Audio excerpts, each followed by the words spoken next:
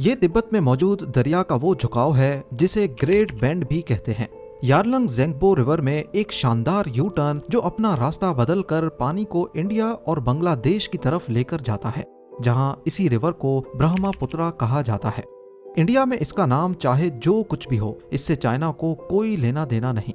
China की नज़र तो कई सालों से इसी यू टर्न पर है, जो कि कोई मामूली यू टर्न नहीं, बल्कि ये आने वाले सालों में शायद इस रीजन में नई जंगें भी पैदा करवा सकता है। ज़ेम टीवी की वीडियोस में एक बार फिर से खुशामदीद। नाजरीन, यारलंग ज़ेंगबो रिवर का ये हिस्सा हिमालयाज़ के ऊंचे तरीन पहाड़ों से लिपटा हुआ है, जिसको यारलंग ज़ेंगबो ग्रैंड कैनियन भी कहते हैं। लंबाई में ये वादी 505 किलोमीटर तक फैली हुई है, जो एरिज़ोना के द ग्रैंड कैनियन से 50 किलोमीटर बड़ी और 3 गुना गहरी है।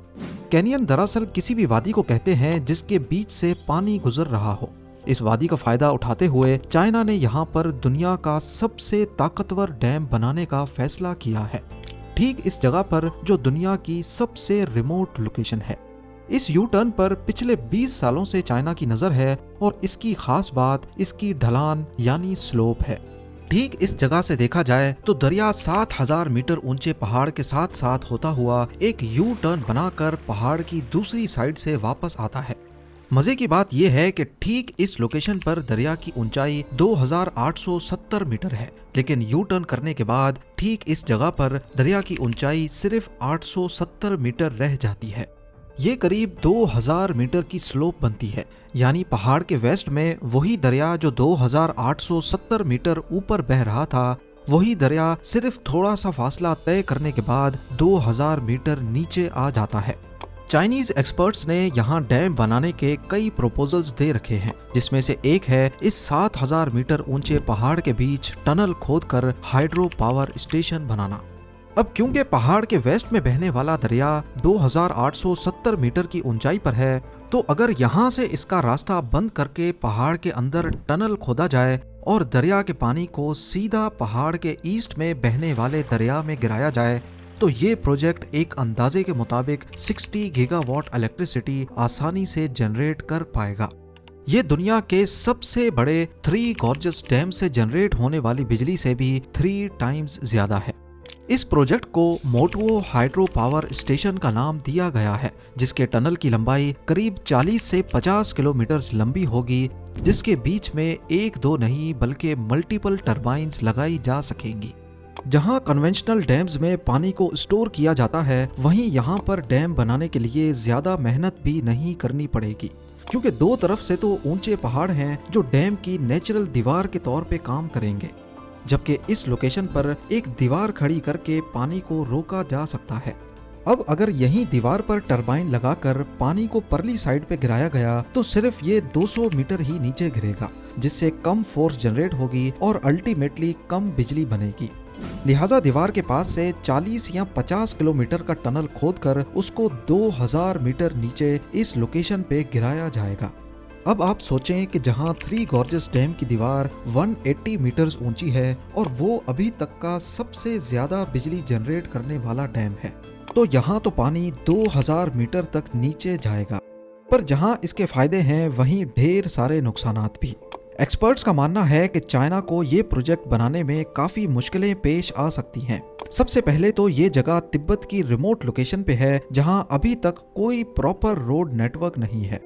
इस डैम को बनाने के लिए मशीन कैसे पहुंचाई जाएंगी, जिसमें क्रेन्स वगैरह का पहुंचना तो शायद इतना बड़ा मसला ना हो, लेकिन 6000 टन वजनी और 150 मीटर लंबी टनल बोरिंग मशीन को इस ऊंचे पहाड़ों के बीच पहुंचाना इंजीनियर्स के लिए काफी मुश्किल टास्क हो सकता है। याद रहे कि जितना बड़ा टनल यहाँ बोर किया जाएगा, उतना ही फ्रांस और यूके को आपस में जोड़ने के लिए भी बोर किया गया था, जिसको चैनल टनल कहा जाता है। उसमें टोटल 6 साल का वक्त और 6 बिलियन पाउंड से ज्यादा का खर्चा आया था, वो भी 1988 में। यानी आज के एस्टिमेट्स के मुताबिक अगर चाइना ये दुनिया का सबसे बड़ा हाइड्रो पावर स्टेशन बनाता है, तो इसमें सिर्फ टनल खोदने में ही 30 से 40 बिलियन डॉलर्स का खर्चा आ सकता है। जी हाँ, 3400 अरब रुपए, जिसमें टरबाइन्स का खर्चा शामिल नहीं है। और क्योंकि इस टनल से हजारों क्यूबिक मीटर पानी गुजरेगा तो जाहिर है इसको मजबूत बनाने के लिए टनल की दीवारों को कंक्रीट और स्टील के मोल्ड से ढका भी जाएगा। ये सब तो उस कंडीशन में होगा जब सब कुछ प्लान के मुताबिक चल रहा हो। लेकिन अगर आपको नहीं पता तो आपको बताते चलें कि ये जगह ठीक फॉल्ट लाइन के ऊपर मौजूद है, जहां इंडियन प्लेट और यूरेशियन प्लेट आपस में आकर मिलती हैं। यही वो जगह है जो दुनिया के सबसे खतरनाक अर्थक्वेक्स का एपीसेंटर थी। 1950 में यहाँ से सिर्फ 200 किलोमीटर दूर इंडियन स्टेट असम में 8.5 मैग्नीट्यूड का जल्जला आया था और ईयर 1901 से लेकर आज तक पूरे हिमालय में 4000 से ज्यादा छोटे बड़े अर्थक्वेक्स रिकॉर्ड किए जा चुके हैं।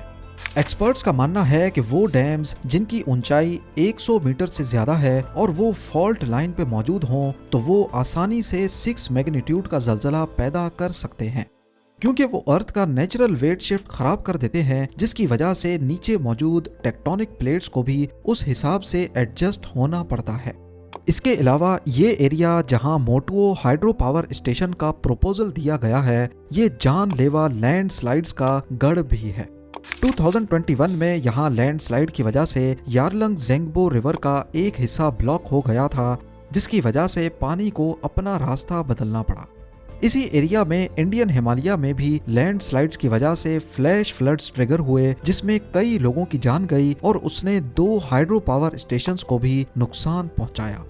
इन सब मसलों के साथ साथ चाइना को अगर दुनिया का सबसे बड़ा हाइड्रो पावर स्टेशन बनाना है तो उसको इंडिया को भी फेस करना होगा। जैसा कि आप देख सकते हैं कि यारलंग ज़ेंगबो रिवर का वो हिस्सा जो डैम के बाद नीचे जा रहा है, कुछ ही फासले के बाद वो इंडियन स्टेट अरुणाचल प्रदेश में दाखिल हो जाता है। ये वो इंडियन स्टेट है जिसको चाइना अपना हिस्सा मानता है और इसी बात को लेकर यहाँ कई मर्तबा इंडियन और चाइनीज का क्लैश भी हो चुका है। 1960 से लेकर इंडिया और चाइना की कई बार इसी डिस्प्यूटेड एरिया को लेकर लड़ाई हो चुकी है। हाल ही में 2020 की बात है जब इंडियन और चाइनीज सोल्जर्स के बीच गलवान वैली में एक झड़प देखी गई, जिसकी वजह से एक जवान की मौत भी हुई। तो कहने का मकसद सिर्फ इतना है कि इस रीजन में हालात काफी कशीदा हैं और ठीक डिस्प्यूटेड बॉर्डर से 50 किलोमीटर दूर दुनिया का सबसे बड़ा डैम बनाना खतरे से खाली नहीं होगा, क्योंकि इंडिया और चाइना दोनों न्यूक्लियर पावर कंट्रीज हैं। यहाँ डैम बनाने की वजह से चाइना का इंडिया और बांग्लादेश में जाने वाले पानी पर भी फुल कंट्रोल पैदा हो सकता है, जो चाइना अपने हथियार के तौर पे भी इस्तेमाल कर सकेगा। कुल मिलाकर बात यह है कि मोटुओ हाइड्रो पावर स्टेशन न सिर्फ एनवायरनमेंट के लिए खतरनाक है, बल्कि इस पूरे खित्ते में नई जंगों का आगाज भी कर सकता है। तो फिर चाइना के लिए ये इतना ज्यादा जरूरी ही क्यों है? देखा जाए तो आबादी के लिहाज से चाइना दुनिया का दूसरा बड़ा मुल्क है, लेकिन इलेक्ट्रिसिटी की कंजम्पशन में इसका पहला नंबर है। इंडिया जिसकी पॉपुलेशन चाइना से भी ज्यादा है, यहाँ सालाना बिजली की खपत 14 लाख गीगावाट्स है, जबकि चाइना की 78 लाख गीगावाट्स। इसकी मेन वजह चाइना में पाई जाने वाली फैक्ट्रीज हैं, यानी ये चाइना की बढ़ती हुई इकोनॉमी की रीढ़ की हड्डी है, जिसे चाइना किसी भी सूरत कम नहीं कर सकता। अपनी इलेक्ट्रिसिटी डिमांड्स को पूरा करने के लिए चाइना ने पूरे मुल्क में 98,000 से भी ज्यादा हाइड्रो पावर डैम्स बना रखे हैं, लेकिन इसके बावजूद भी अभी तक चाइना की 70% इलेक्ट्रिसिटी फॉसल फ्यूल के जरिए पैदा होती है। चाइना का विजन है कि उनको 2060 तक कार्बन एमिशन पर कंट्रोल पाना है, क्योंकि जैसा कि आप सब जानते हैं कि वो वक्त दूर नहीं जब दुनिया से फॉसल फ्यूल्स का खात्मा हो जाएगा। तो अगर 2060 तक चाइना ने अपनी डिपेंडेंसी फॉसल फ्यूल्स पर से खत्म ना की तो वो अपना ये मकाम खो सकता है। मोटुओ हाइड्रो पावर स्टेशन जो कि 60 गीगावाट इलेक्ट्रिसिटी जनरेट करेगा, वो चाइना की 78 लाख गीगावाट की खपत के सामने ऐसे ही है जैसे डूबते को तिनके का सहारा। एक्सपर्ट्स का ख्याल है कि अगर चाइना को फॉसल फ्यूल पर से डिपेंडेंसी खत्म करनी है तो उनको डैम्स के साथ साथ दूसरे ग्रीन एनर्जी के सोर्सेज पर भी काम करना होगा, तब जाकर वो अपनी डिमांड्स को पूरा कर पाएगा। उम्मीद है ज़ेम टीवी की ये वीडियो भी आप लोग भरपूर लाइक और शेयर करेंगे। आप लोगों के प्यार भरे कमेंट्स का बेहद शुक्रिया। मिलते हैं अगली शानदार वीडियो में।